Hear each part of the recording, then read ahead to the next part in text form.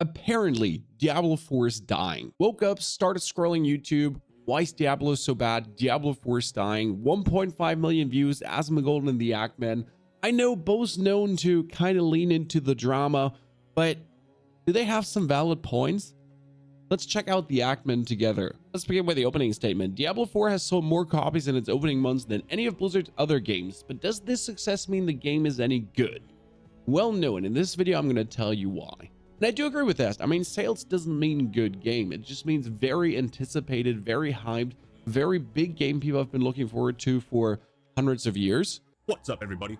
This is the Christian Man here, and today I'm really disappointed.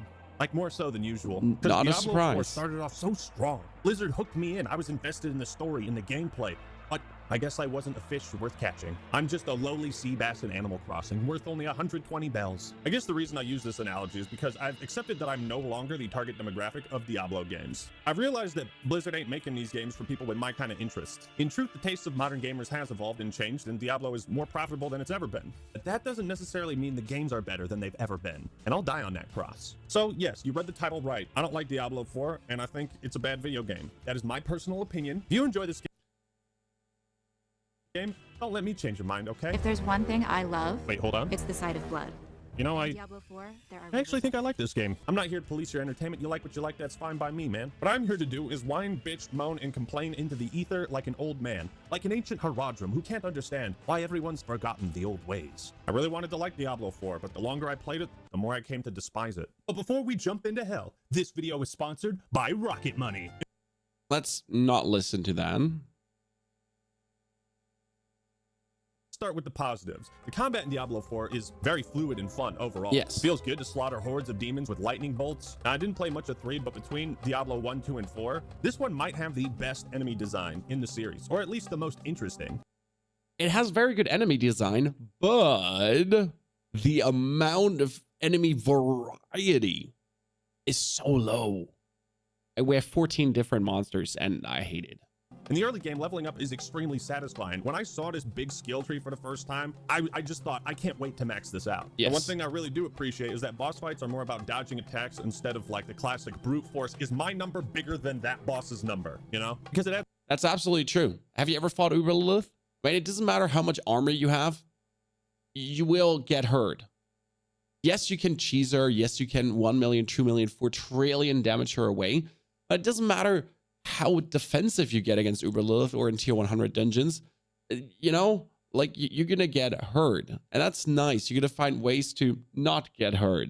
a much greater emphasis on skill and strategy. A lot of boss fights in D1 and D2 were battles of attrition that could get pretty tedious. Now, I played as a druid, and all the abilities were cool, flashy, and felt awesome to use. The game certainly fulfills the power fantasy many are looking for in a Diablo title, and I appreciate that Blizzard tried to return Diablo to its gothic horror roots instead of the fucking Disney cartoon art style they came up with for Diablo 3. So I think with core gameplay, they've succeeded. Now, before we get into the real shit, let's discuss some minor complaints. For one, Diablo 4 is a modern video game. With all the new features that people really love and appreciate in modern games. Which means it has to be always online just to shove half-assed MMO mechanics in a game that basically has no social features. Always online, the biggest complaint. But what if you don't want to play? What if your internet is stupid? What if you live in Australia and you have to play on Southeast Asian servers? I know Australia gets like, what do you have, 60 ping most of the time? Some people can't play under 100 ping. Some people are forced to use VPNs to actually play. Yes, always online, but I mean, the world ain't ready for it, I guess. And it's really no fun when you're playing hardcore and lose your character to a disconnect. And virtually no reason for players to interact with each other. It's so easy to create a community. What? It makes Diablo more of a social experience. Bro, what are you talking about, man? Always online also means if the servers get... If you do Hell Tides and Legion events, you will feel it to be more social, but it's more like running past each other and be like, sup? And that's it, the extent of the interactions. I don't know if any one of you has made a friend in Diablo yet. Apart from like meeting people on streams, like actually in game, did you meet someone in game where you're like, hey, let's be friends now because you helped me to do an event? I mean, the social is no social. It's just more like walking past people on the street while slaughtering demons. You know, the things you do. get fucked, then so do you. It's like Blizzard literally learned nothing from Diablo 3. You know, when I see someone lose their hardcore character after putting hundreds of hours into it, and they lose it because of a server issue and not a skill issue, yeah, fuck that noise. That's bullshit. At first, I thought it was pretty cool that they added a horse into this game, until I unlocked the horse. I mean, it's so janky. It takes like 10 seconds to warm up its engine before it starts running. Like what the fuck? Hey, yeah! Hey, yeah! Come on, giddy up! Giddy up, you bastard! What it seems like, and has seemed like from the very beginning, it's like the game's done, everything was coded, and then like, let's put the horse in. How can we make a little bit more? Let's put a horse in. And the horse, it feels like there was like 10 hours of development time put into it. It feels so clunky, especially that you have to put your mouse the furthest away possible from the horse to actually be faster or longer fast. That in town, your horse slows down. I mean, town is already annoying. You got to teleport in and sell your stuff and go from one vendor to the other. But your horse also can make you faster in town to actually cut this time, to enhance the time spent in town that you can't spend slaughtering demons and saving Sanctuary. Come on, Blizzard. Okay, there he goes. Okay, now on to the real shit. Diablo 4, for me, contains two crippling, fun-ruining flaws. Let's get into so it. Important. Let's get If into changed, I would continue playing the game without question. Number one, the difficulty. Number two, the skills. Let's start with difficulty. So I stopped playing at level 48 after beating the campaign. Now, you can run down to the comments section and tell me what a casual scrub I am, that I need to play on World Tier 3, and how Diablo 4 starts to get fun and challenging after I beat the game and reach level 50. And if you're thinking that, you've just proven my point. Why do I have to dump 30 hours into Diablo 4 simply to unlock a difficulty option that suits my skill and experience? Well, because that's how it's always been, Act Man. Yeah, you're right. The big difference is in Diablo 1 and 2, the games weren't this easy. And D2 had some extreme difficulty spikes. The base game is so ridiculously easy that by the time I got to that climactic finale in Hell, I was bored out of my mind, begging for it to end. After an experience like that, why the hell would I keep playing? I did end up doing There is hardcore. That's the argument. There is hardcore if you want a more difficult experience or a more challenging feeling. That being said, hardcore is not the answer for everyone, because not everyone plays games like only staring at the game. Not everyone is ultra hardcore focused, ADHD, other shenanigans, what's so on. Some people just simply don't like hardcore as well, because it's not making it harder. It just stresses them out. Because a game being hard, but if you die, you just try again. Or a game being hard and you die and your character is gone. That's stress. And you're not playing a game to stress. You're just playing a game to challenge yourself. And challenge is not the same stress as being able to permanently die, if that makes sense to you. Therefore, hardcore is not like the answer for I need more challenge. So I can understand that. Then again, action RPGs, the campaign is there to be enjoyed and not to be challenged. And good players will always feel this. I know a lot of players that struggle to beat the Capstone Dungeon 1, the Capstone Dungeon 2, Lilith, and other bosses throughout the campaign, because they're not that good. They're casuals, and that's fine. It's okay to struggle there. If you're up, like, you can't blame a game for being good at games. Like, if you're very good at games, I'm sorry, that's a you problem end of the day.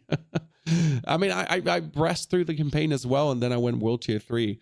Yes, the game is made for the 99%, and the 99% does actually occasionally struggle with the campaign. If you're too good, action man, of a gamer, that's actually a you and me problem, essentially.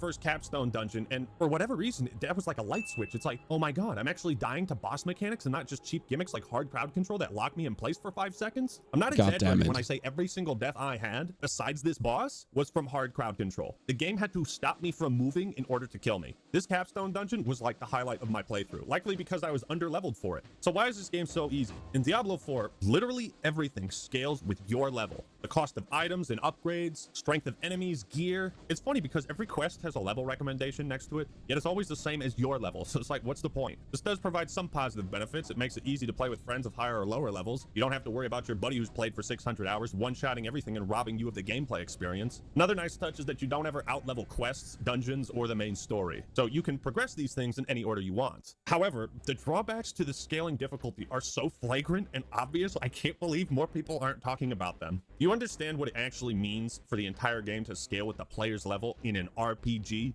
it means that the challenge stays virtually the same from start to finish. That's actually not true.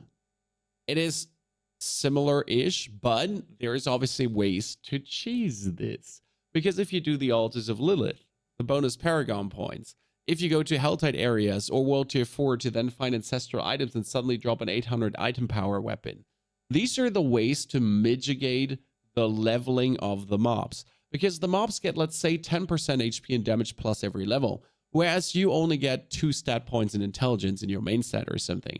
So you'll always be weaker than the mobs. So the mobs scale with you, and that's where he's actually wrong. They get stronger than you. So if you level 1 level up, you don't get much stronger, but the mobs get much tougher.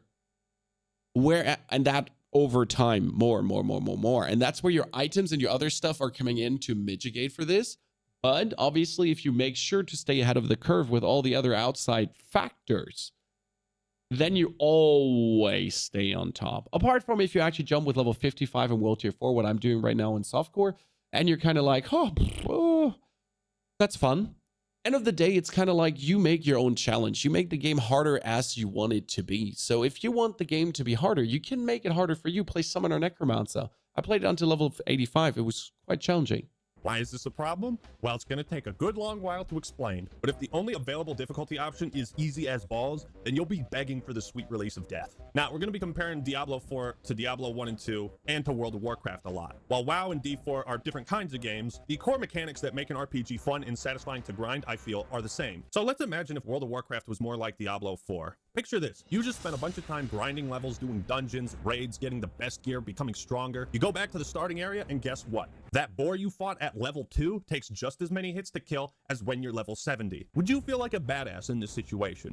I feel like, yes, you like that, you know, we just covered this point where that's actually wrong, because they're not stronger than you. Like, you had the best gear, you're not taking as many hits because you're getting ultimately overpowered. Like, you're scaling, multiplicative scaling, if you know how to use the multiplicative scaling, kind of defeats that level scaling if you know how to do it. So that flaw is more a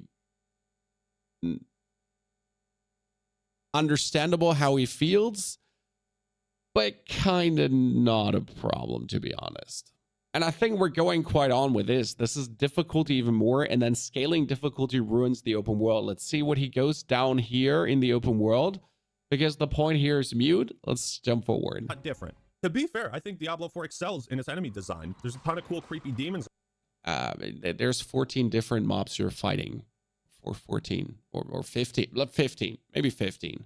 Like those spider hosts and the walking ball sacks that spawn flies. The Balrogs return, as do the Fallen. Everything fits a theme based on the area it's in, and I like that. Enemies can spawn in unique ways. They unfreeze in the snowy areas or ambush you when you loot certain chests. Enemy movesets are flashy and fun to play around. Scaling fucks with the world and level design much more than you'd expect, because every corner of the game is now stuck at the same difficulty level. Therefore, no zone stands out or feels more challenging than the last. There is no sense of progression. Again, what if you took this scaling difficulty and added it to Elden Ring? What if you went to Caelid at the start and you didn't get your ass whooped by those giant dogs? Well, then that place wouldn't be as memorable. The desolate atmosphere and red-tinted sky would betray the tone of Caelid. The land of Caelid would not have the stigma among Souls fans of being a challenging, impressive area of the game, and that's what makes it stand out. You get what I'm saying? When you give players far too much freedom to explore an open world and you don't gatekeep any sections of it, then they end up having nothing to look forward to. That's true. He's right in this case that the level scaling, I mean, there is the region locked behind level 45, Havazar down there, but it doesn't feel like this is the region I need to get 70 plus to enter, and it's going to, like, no one else is going to be here that's not 70 plus. It's like, this is the kick-ass killer region. So yes, legit. I'm totally with him there. Makes it feel a little bit like, you know, everything is the same. And nothing to go back to. It feels like there's no rhyme or reason to what I'm doing in the world of Sanctuary, and it doesn't matter what order I do it in, so it all just feels the same to me. Is this making any sense, or am I just talking out of my Diablo hole? Diablo. You know how in Breath of the Wild, after leaving the tutorial, you could go straight to Ganon's castle? I mean, you'd stand no chance, but that type of freedom is genius because you're given a sense of progression in the world and the different zones. You're not supposed to be here yet, but the designer still lets you. I feel like this is just like basic open world RPG design 101. They dangle a super hard boss or tough enemy in front of you and say, come back when you're stronger, bitch. There's plenty of examples. Yes. The anti-guy in Paper Mario, the skeletons next to Firelink Shrine, or the sword dancer in Tales of Symphonia. That's why going back to Slaughter the Tree Sentinel was so satisfying, because at that point you feel like you've grown stronger and gotten better at the game since he whooped your ass. And it's that feeling of growth and accomplishment that I tend to chase in RPGs. Unfortunately, in my 30 hours of playing Diablo 4, I never once had that feeling. There is only two situations where you have that feeling, and these are the capstone dungeons, and that's why I'm sad that there's not more capstone dungeons. And I have to say maybe the strongholds as well, even though the strongholds, they scale down to your levels. Disregarding of that, if you do the strongholds in World Tier 4, it just feels nice, especially because you get the 200% bonus XP, just saying do them in World Tier 4. So he's absolutely right. The Tree Sentinel in Elden Ring, it was the most satisfying thing. You started the game, he whooped your ass, you came back, and you were like, I'm stronger now, and he still whooped your ass, and then you came back and you're stronger now, and you're going to beat his butt. That was the same kind of with the capstone dungeons. You tried them at level 48, maybe you failed 49, 50, and then you did it. Then capstone dungeon 2, I tried it at 61. I did it with 60 with my other character. Then I tried it at 62 again with another character, and I managed to beat it. It was the best feeling ever. And then afterwards, there's, apart from Uber Lilith or like trying higher nightmare dungeons or even tier 100 nightmare dungeons, there's nothing like you have to train for to actually beat. The rest is just grinding it down.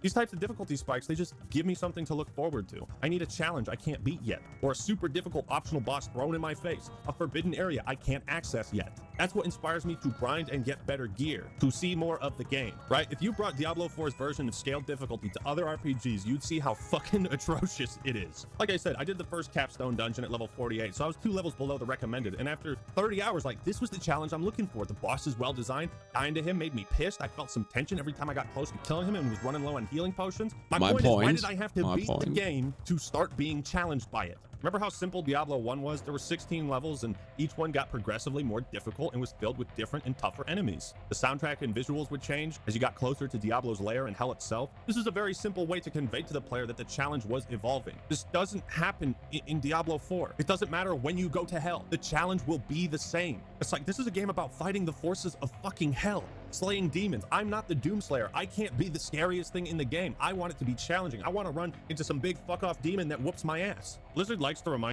I think that's a little bit also just like how he wants to feel. Like, I know the challenging, but a lot of people also just want to exactly feel like the Doomslayer and the biggest, baddest thing in the room. Because you're putting in, like, let's say 50 hours to get to level 70. Not everyone takes 50 hours, but let's say you put 50 hours in to get to level 70. You actually want to be strong. I mean, if you jump to World Tier 3 in the beginning, you're going to feel weaker because everything is a bit stronger. Then you get to level 65, 70, you jump into World Tier 4 and everything is tougher again. Because that's like how the scaling works, right? World Tier 4, it just makes everything tougher. But you're going to, like, after 5 levels, you're going to beat that. So that's like the only feeling where you have, like, you're going to exceed your enemies and you get to the point where you become OP. Apart from if you play a class that's just constantly OP, then you're just hurting your own fun, I guess. Like, let's say you play Bone Spear Necro, which, like, is always just strong and you always just kill everything. Maybe playing the meta in this game is actually ruining your fun. Because if you play the strongest class available, the one that is broken, that does millions and bazillions and gazillions of crits, you're probably going to hurt your own fun. Because I never, like, again, I played Summoner Necromancer. My whole feeling, my whole vibe was different because I was always never struggling, but I was always just right there getting things done in a nice and measurable way. And never feeling broken, just feeling good. 4 was going back to its roots. They say darkness has returned. Well, the initial direction was Diablo 2.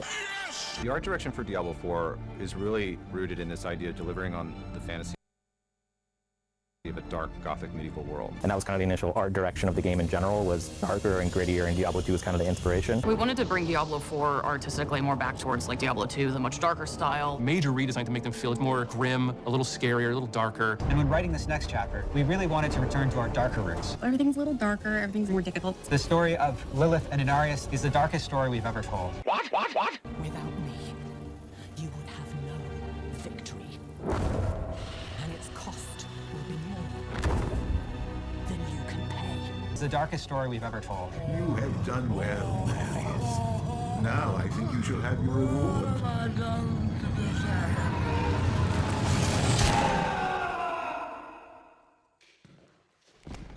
I pity that poor guy. Why did he have to die? The story of Lilith and Inarius is the darkest story we've ever told. The dark tone is at direct odds with the gameplay because you're slaughtering endless hordes of trash mobs like it's nothing. You could compare this idea to Bloodborne or Bioshock or Dead Space, where the gameplay matches the tone of the locations and narrative. You see, the brilliance of Diablo 1's design is there are very few moments where you can let your guard down, even at the start, because even the trash mobs can surround you and kill your ass. This made exploration in Diablo 1 very tense and methodical. It was an action RPG, but it also felt like a survival game. But this whole aspect of surviving the forces of hell started to become more and more irrelevant when they released the second game. The issue with Diablo 1's design is that it doesn't fulfill the power fantasy modern gamers are looking for in a Diablo game. Like I said, the tastes have changed, and I accept that. Diablo fans nowadays want to kill hordes of demons that fill up the entire screen, and they want to feel like a badass. The problem I have with this is it makes most fights with basic enemies feel totally trivial and pointless, because they serve no actual threat. Now, this doesn't bother me in normal RPGs where you outlevel enemies, but because of the scaling, that's not a thing. At some point, I realized that fighting random enemies on the way to a quest was a waste of time, because the quest itself will give me demons to fight, so I might as well skip all combat in the open world entirely. You see, it's not enough to That's a little bit true. You're just gonna be, oh, I need to go there. Well, I'll just run past every single thing in the open world. Oh, there's a barricade. That's so annoying. I'm so pissed right now that I have to demount. Break through the barricade. Oh no, there's bandits behind me. Gone. So you'll just literally skip everything in the open world, technically. But this is all coming also from someone who's most certainly not a casual gamer. We have to say something as content creators, we often do lose touch to the casual gamer and how the casual gamer actually enjoys the game. But I do agree that the open world feels pointless to a big degree. When you might run from side quest to side quest, but all the mobs that randomly fill up the world, maybe in Hell Tides you care about them existing, but even there you ride from event to event to event. And only hold if there's a big elite pack, right? Else you skip it. Make a somewhat linear ARPG that progresses in challenge through 5 different acts. They need to make a Diablo game into some sort of endlessly replayable grind fest in order to maximize player retention and justify a live service business model. Diablo 2 was more open, but it was segmented. You know, you couldn't just run to the Act 5 area at the start of the game. If they had to have the open world, I would have suggested make the campaign somewhat linear, and then once players beat the game, the world opens up. But there would be a lot more to it than that. The point is, when you throw hundreds and thousands of trash mobs at me, it trivializes the combat and therefore trivializes the threat hell itself poses to the world of Sanctuary. When I did finally get to hell, there was a brief moment of excitement. I was like, oh, fuck yeah, I'm gonna start seeing some crazy ass enemies. And then it was the same demons I was fighting at the start of the game. Coming back to the 14 different enemy designs. Thank you. Even the unique bosses aren't all that challenging. Take the Astaroth battle. It's built up quite a bit. I mean, you're fighting a Hell Knight riding a giant 5-headed demon dog. Talk about fucking epic. This should be a major checkpoint in the player's skills, and this guy should be a total badass. Instead, he's a cakewalk because of scaling difficulty. I made a video a long time ago about the most important thing every video game needs, and it's challenge. If I'm not challenged, you know, then I don't see a point. I don't see a point to playing the game, and that's how I feel about That's your opinion, Mr. Actman. Not everyone actually plays to be challenged. Challenge is a big part of games, but people also play to be entertained. Now, entertainment comes in many ways and colors, so the challenge can bring the entertainment. But the challenge can also reduce the entertainment. Remember Elden Ring? A lot of people were actually asking for an Elden Ring story mode. Now, I'm going to say it, yes, you can outscale everything in Elden Ring super easy. I mean, there's videos, like for me, where you can get the Somber Smithing Stones 1 to 7, and then you get so strong that you blast everything into smithereens. Apart from the Elden Beast, he'll always be a challenge, and Melania... Oh, god damn it, I hate you, Melania. That being said, though, not everyone wants to be challenged when playing their games, so a lot of people just come home to just slaughter hordes of demons on their Xbox after taking care of their kids, after eating their dinner, after having done, I don't know, 10 hours of grueling work, of manual labor, of mind-numbing programming or whatsoever, and you just want to come home, and it's okay to slaughter hordes of demons. And it's okay to be super ultra powerful and for it to be easy. And challenge can be a part of it, but challenge comes in many nuances. And for some people, again, Diablo is very challenging. About Diablo 4. I might have been willing to grind to World Tier 3 and deal with the game's lack of difficulty up to that point if it weren't for the second crippling flaw, the skills. Now, at first I was having a blast with this game, and every time I leveled up, I was super pumped to spend the next 5 minutes looking at the skill tree and carefully considering what I would put my point in. I felt like my playstyle was constantly expanding until I unlocked my ultimate. Once you do that, the game becomes extremely repetitive as your playstyle is set in stone from then on, and you're only investing points in passive bonuses and stat increases. Sure, you can respec and swap out skills, but you're only allowed 5 abilities and a basic attack. Once you max these abilities out, you can only move laterally, not vertically. You can't expand your playstyle or your arsenal of tools. You can only swap things out. Does that make sense? Yes, this limitation does create trade-offs and forces players to think carefully about what to invest in and what type of playstyle they want. But I remember Diablo 2 doing this exact same thing and letting you have 8 abilities and a basic attack. And shit, 2 weapons you could swap between. Shit, man, even the original Diablo let you have, what, like 30 different abilities and magic spells? I guess this 5-skill limitation in Diablo 4 wouldn't bother me so much if it weren't so tedious to change builds, right? If you get to a super high level in Diablo 4 and decide to change your playstyle, I do have to admit, I completely disagree. The skills are great in this case. I mean, you can swap them out, do many different builds. I mean, along for the Necromancer, I have 12 different builds in my head. The basic skills are easy to change. That's a good thing. But the basic skills in combination with the aspects, and that's what it's going to go down to right now, is obviously a more difficult thing. So again, there is many different ways to play one character. And yes, for sometimes it would be nicer if you could actually go deeper into one branch, but I do like it this way, especially you have to make everything multiplicatively work and the intricacies of going into all the damage buckets, which is nowhere ever explained, by the way, to anyone how actually damage buckets work. And you have to look up a YouTube video to really know how to get the most damage out of your character. That being said, though, the skill tree is quite nice and intricate, and you have 6 different skills you can actually work with. And you don't actually have to use your basic skills. You can, separate that and then have 6 different skills, for example. But let's see what he says about the reskilling, because that's a huge problem. You better have enough gold to change it back in case you hate it, because there is no loadout system, which I think would work if you could purchase like loadout slots and you could swap those out at the stash. I'd probably keep playing the game if that was a thing. But right now, it just feels like Diablo 4 is insistent on restricting the most fun aspects of its gameplay. Is it for balance? Balance for what? PvP? Who the fuck cares? WoW lets you use like 500 different abilities. Balance for PvE? That's a laugh. We just established the game is too easy up until you hit level 50. Maybe it's to force players to make trade-offs, and that seems more likely, but come on, man. It's boring. A main cornerstone of D4 is play your way. Between all of our different systems, you can really create a custom character in ways that was not available in previous Diablo titles. You're a liar! You're a liar! In the eternal conflict between the high heavens and the burning hells, Diablo 4 offers you more choice than ever before. This too is false. Because we have all of these different ways to make your own character, there's a lot more possibility compared to previous titles of how you want to play, how you want to build your character. Liar! See, I had this fantasy of being a lightning-throwing, shape-shifting druid. I wanted to have a hybrid between those 2 builds, but I had to settle for just the lightning. Why can't we have more hotkeys? Is it a technical limitation? Like, I mean, you can be lightning and shapeshifting, Mr. Ackman. You just need the aspects and the uniques and everything. And I kind of feel like this get completely left out here. Yes, you have the skills, but the skills is the step 1, sir. The step 2 is when you actually go into the aspects to then completely change your character and what your skills actually do, because that's where the depth comes in. You have your bulwark, or you have your druid, and then your druid skills are storms, and then your werewolf skills are permanent, and you always stay werewolf. And your, you get more skeleton mages. Your bone storm is shadow. Your bloodwave is shadow. All these shenanigans, that's where the aspects comes in to really individualize your character. I mean, coming back to the original point, we're missing loadouts, yes, and we don't have the ability to really easily swap aspects around, and the Codex of Powers is extremely tedious, and we only have 20 slots for aspects, and that's annoying, and they should always let in the Codex of Power. All valid points. But that there's no customizability for the character just speaks for someone that doesn't has played the game enough to really go down on that. I will be yeah, I'm sorry.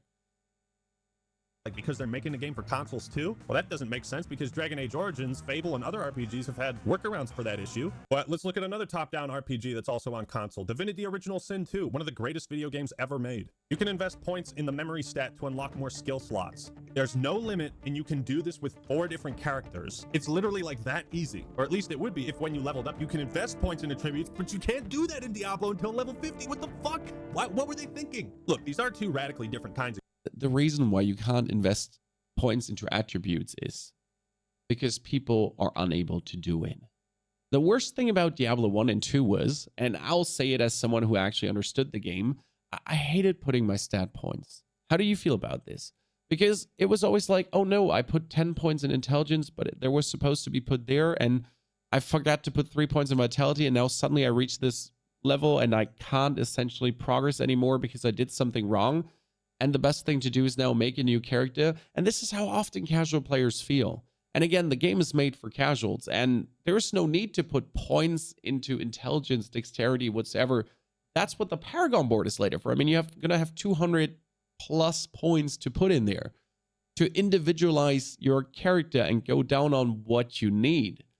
And it makes perfect sense to put that later after you understood the game and know what you actually need. Because in the first 50 levels, you're actually learning the game and you're understanding the game and you're understanding your character and you're learning your character. So giving that to people early would be a mistake because it would overwhelm many and actually sap the joy out of the game. Games, but the point is, as someone who's played a fuck ton of RPGs, I have a lot more fun with this than this.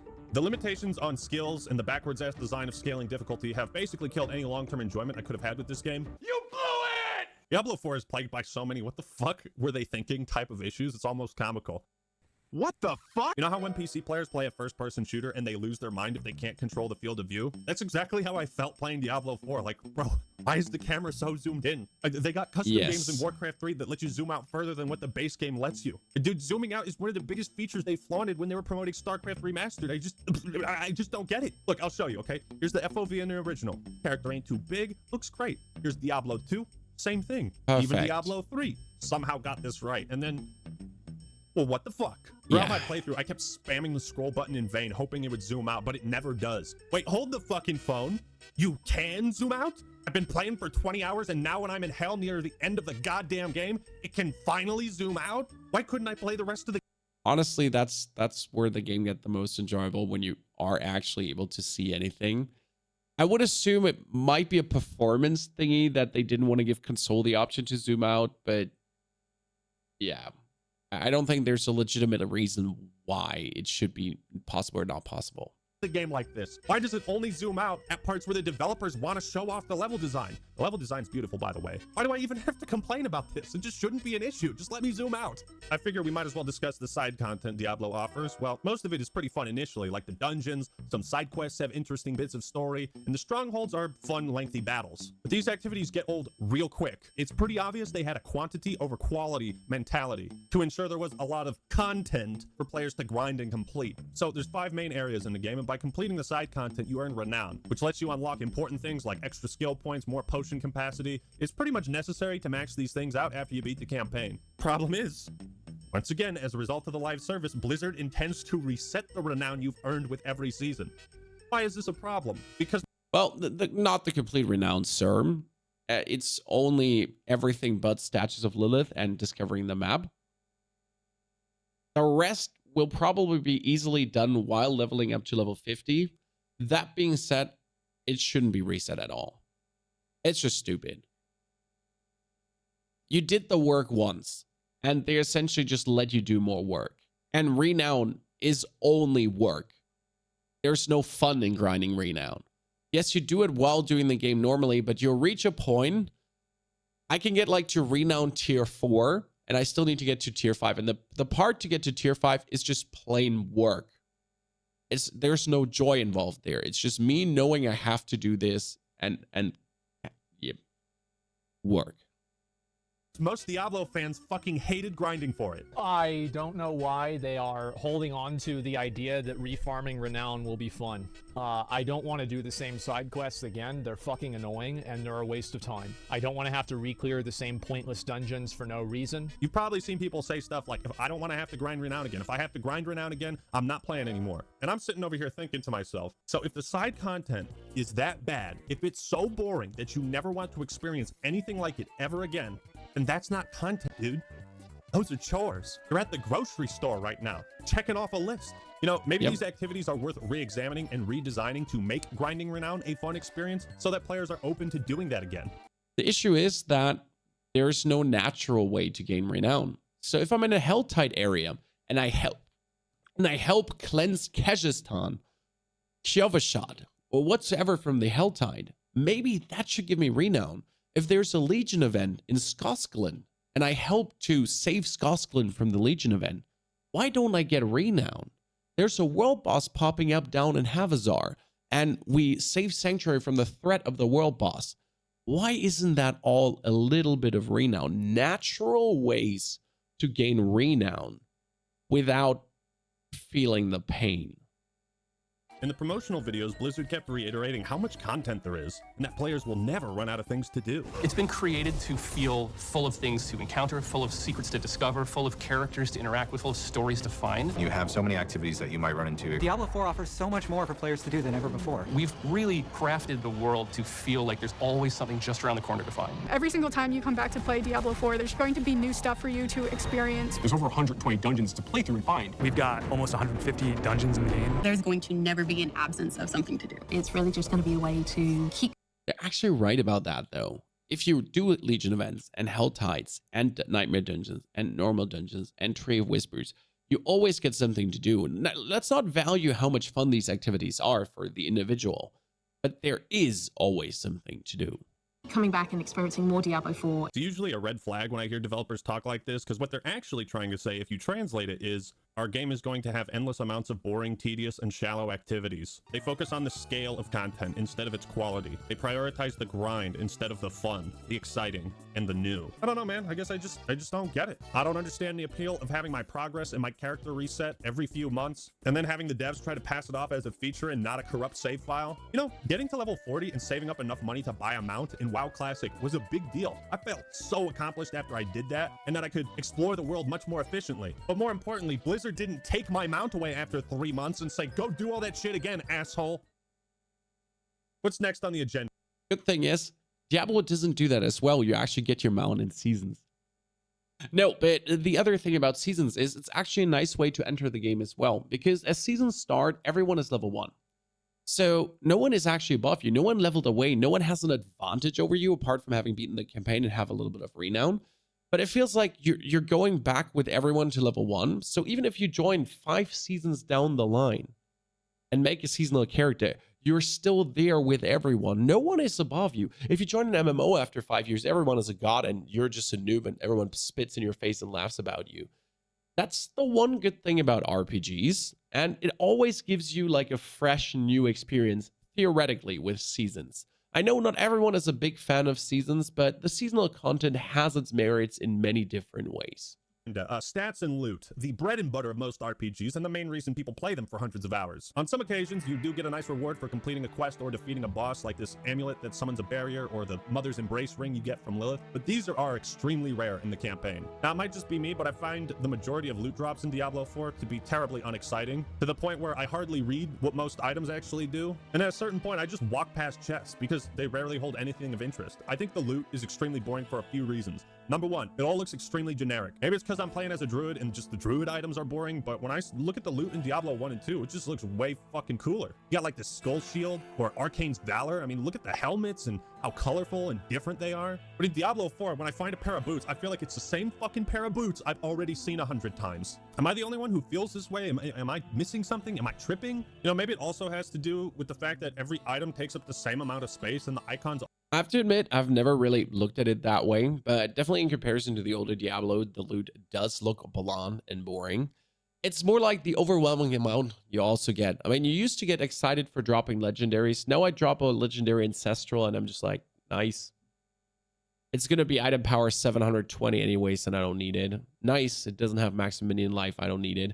I'm getting to the point where I'm essentially bored of actually checking the stats. You know, I've seen so much loot. Like, I have my inventory is full. I cursory like scroll over. Maybe there's some max minion life. Maybe there's some max life. Maybe the item might be worth it. I mostly have all the pieces I want. I need a perfect 4 roll or a perfect 3 roll that's at least item power 800 to kind of excel. I partially don't even look at the stats anymore and just pretend on stream and just delete the items, you know, and be like, oh no, this wasn't a good item. And then I double check back in the store to make sure it wasn't really a good item sometimes if I made a mistake. all look so similar that in my brain it all morphs together. There are very few moments where finding a piece of loot is genuinely exciting in Diablo 4. And part of that is because I'm also not a huge fan of RPGs that dump a bunch of meaningless numbers and stats into the menu and equipment. Remember how awesome it was in WoW when you got that first item that boosted your stats instead of just armor? Oh dude, 4 strength, 4 stam, leather belt. Level 18. I think part of the reason this clip became a meme is his excitement mirrored our excitement. And that was for a belt that he found at level 18. I have never been even close to this excited for any item in Diablo 4. When appraising the value of an item in an RPG, it really helps to understand the game's mechanics and what certain stats actually improve. If the stats and numbers are too convoluted, then players aren't going to understand or feel any tangible benefit from increasing them, right? Again, you look at items in WoW, it's like plus 17 stamina. What does plus 1 stamina do? Plus 10 HP. Okay? You can easily wrap your head around that. But because the sense of progression in Diablo 4 is so fucking skewed, now you find an item that's like plus 9 to all stats. And you're like, what the fuck? That sounds awesome. I'm only level 20. And then you look at what 1 point of strength does. And what does it do? Gives you 1 point of armor. Okay, well, I have 3,000 points of armor. So this is worthless to me. Well, I think someone is speaking here that hasn't gotten the Paragon board to the max level, because all stats feels amazing. Because you're going to be looking for some dex, some willpower, some int, some strength for your Paragon nodes later on. So all stats does feel incredibly well. I do agree that if you're lower level, it might just not feel as appealing and good to you. But I also think it's quite simple with the stats right now. I mean, I find an item that gives me plus 8% critical strike chance and I'm extremely happy. 30 dex, I know is going to higher my critical strike chance as well. And I'm a critical strike chance build, so, you know, straight up, face up, kind of nice. I get plus 80 in intelligence, and that's my main stat. That's 1% of damage plus for every 10 intelligence points. That's great. So here we're getting a little bit for the point of complaining for complaining. I can't get over this. Like, strength doesn't improve your damage or nothing? What does strength typically do in an RPG? Yeah, well, it's not your main stat. It's not your main stat. It's not your main stat, actually, man. Like, you're playing a druid. Like, you know, every class has a main stat, and you actually got to look it up, and it actually tells you what your main stat is. So, just figure out what your main stat is. Like, please, sir. Do more damage? Strength. Bro, even in Warcraft 3, the strength stat did more than what it does in Diablo 4. And that wasn't even an RPG. I've never played an RPG like this where the core stats felt so fucking useless, so meaningless to increase. This is apparently what the entire Paragon board is all about. Yeah, and let's talk about that shit. How do you balance a game that has skill trees this big by making each point basically worthless? Diablo 1 did it better. I cannot for the life of me understand. Sir, the points are not worthless. The Paragon board is actually extremely intricate and really fun because every single point matters. Like, it's not that, like, you believe every point doesn't matter, but once you have chained 5 Paragon boards in a row and you suddenly need 500 plus dex to actually get your bonus unlocked, and you need to look which board comes in which direction, and then you need to make sure that your one path in Paragon board number 2 when you're going to node X is actually going over these 3 dexterity nodes. And when you're putting your glyph in board number 3, the glyph board in number 3 is a willpower board, so you're going to put your willpower node there, but board number 2 is a dexterity board, so you're going to get the max of dexterity to then in board number 5 have all the dexterity. I think we're lacking some understanding here.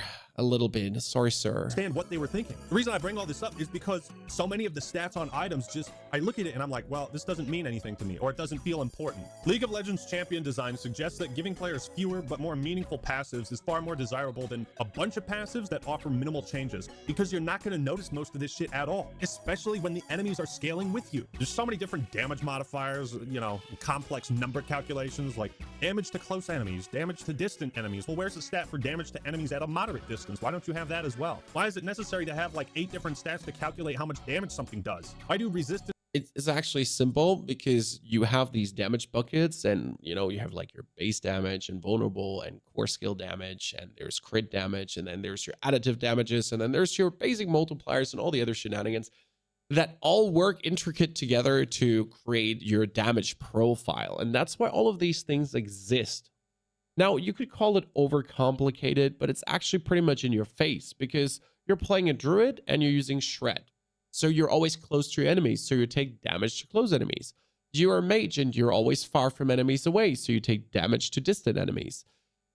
It's quite in your face. I mean, once you learn that vulnerable and critical strike damage is the most important and core skill damage is also up there, you ignore the other stuff. But these things are quite like straight in your face, to be honest. Instances reduce incoming physical damage as well as magical damage. It's just like, I just think this is like a worst stat system I've ever seen in an RPG. It defies belief to me. So again, going back to the original, enemies didn't respawn and levels were finite. So you were encouraged to kill everything, pick up every item, and sell the shit you weren't using. You could sometimes buy a really good item with gold, and in the later stages purchase elixirs to boost where stats, are we going with or this? stock up on potions. But Diablo games, in my opinion, even the first two, always had a way of making gold feel kind of worthless. That has never been more apparent than in Diablo 4. It's like you'd only have two options: buy the shittiest gear you'll never use for dirt cheap, or drop all of your money on one overpowered item. I hate having just these two choices. So when you keep checking the shop inventory in Diablo 4 and it's never anything good, or it's something that requires you to drop all your money so you can't respec, you just stop checking. This blows my mind. The entire concept of purchasing items and equipment in an RPG is superfluous. That's a big fucking problem. I never once in my entire playthrough purchased a piece of equipment from a store. Now, sure, I did things like upgrade my potions or craft elixirs or upgrade my gear, but I never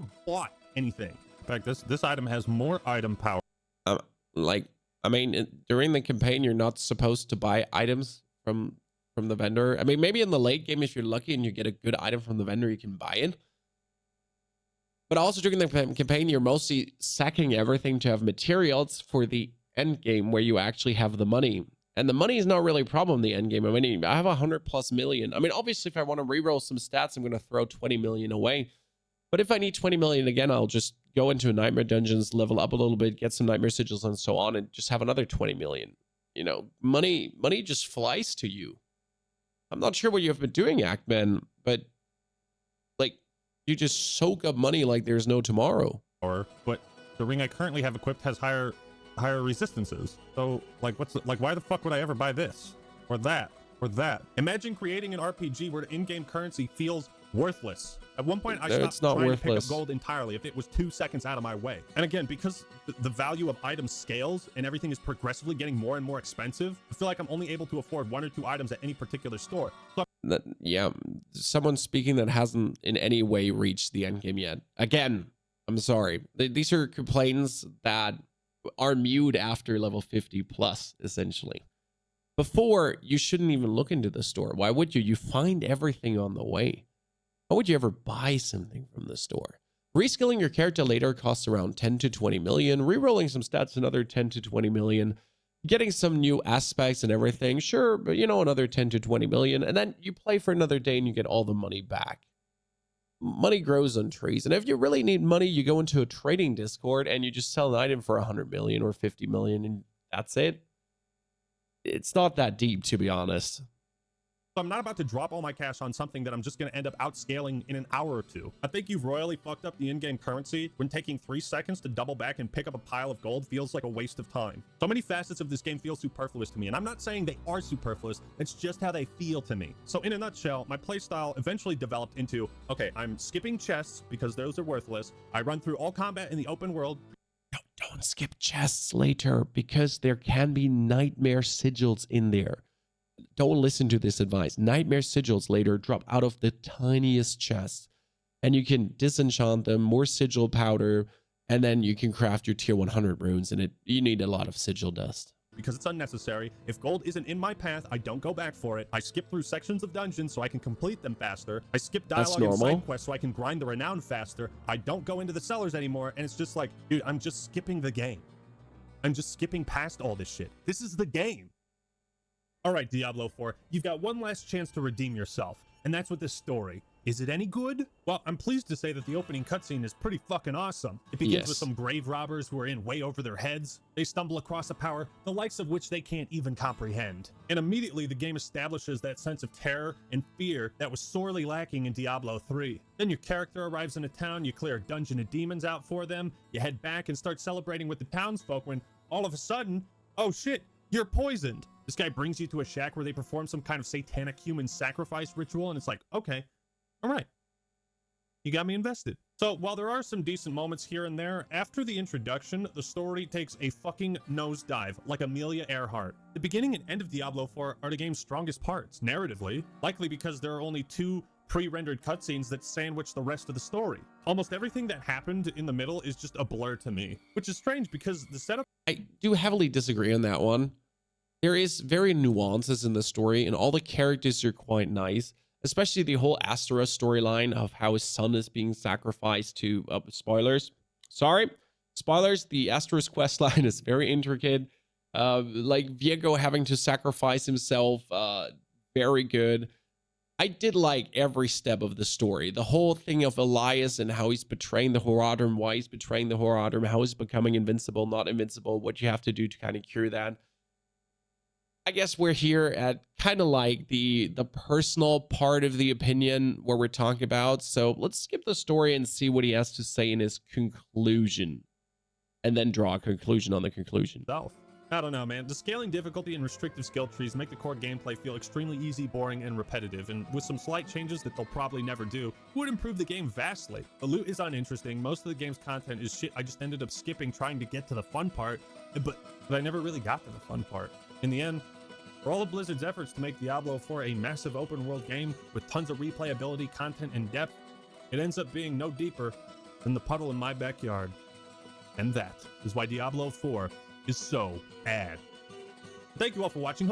Well, I mean, he has some valid points, and there were some good things, to be honest.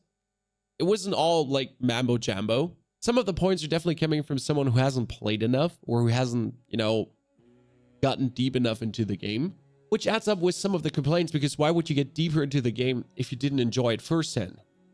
But sometimes a game is also just not for you. Maybe Diablo's not your game, Mr. Action Man. Because the game truly has good things to offer. It is not the perfect game. Definitely not the perfect game for everyone. And it's a game that the less time you invest, the more fun it actually is. Because if you put too much time in, yes, you notice there's missing endgame and there's more flaws. But the less time you put in, 10, 15 hours maximum per week, the better the game actually is. Which is kind of weird, because you kind of want to put as much time as possible into a game to enjoy it the most. But the less you put in, the better it is. I mean, I have like 400 hours at this point already, and I still play it daily. Not for content reasons, because I actually enjoy playing the game. And I really want to figure out my 4th different Necromancer build right now. As you know, if Sever Blood, yeah. So the game has a lot of depth to offer, especially when you want to experiment and play around.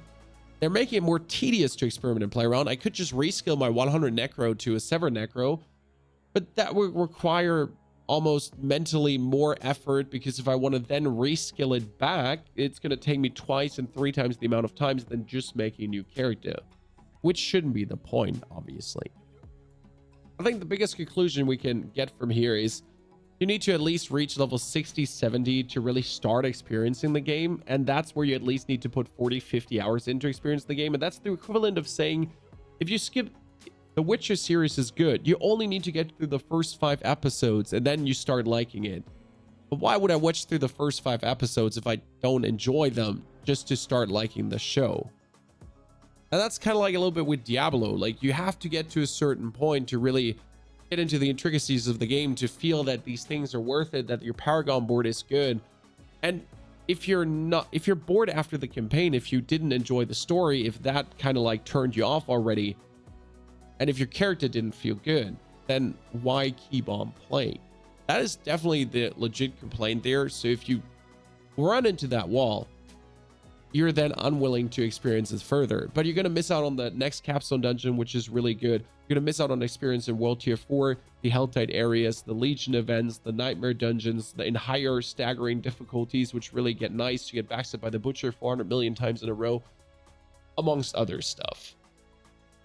I do truly enjoy Diablo 4. What do you think about the opinion here? Drop it in the comments below. This is the first style of video I've ever done this way, so it might be a complete failure and be a 1,000-view video or not. We'll see about that.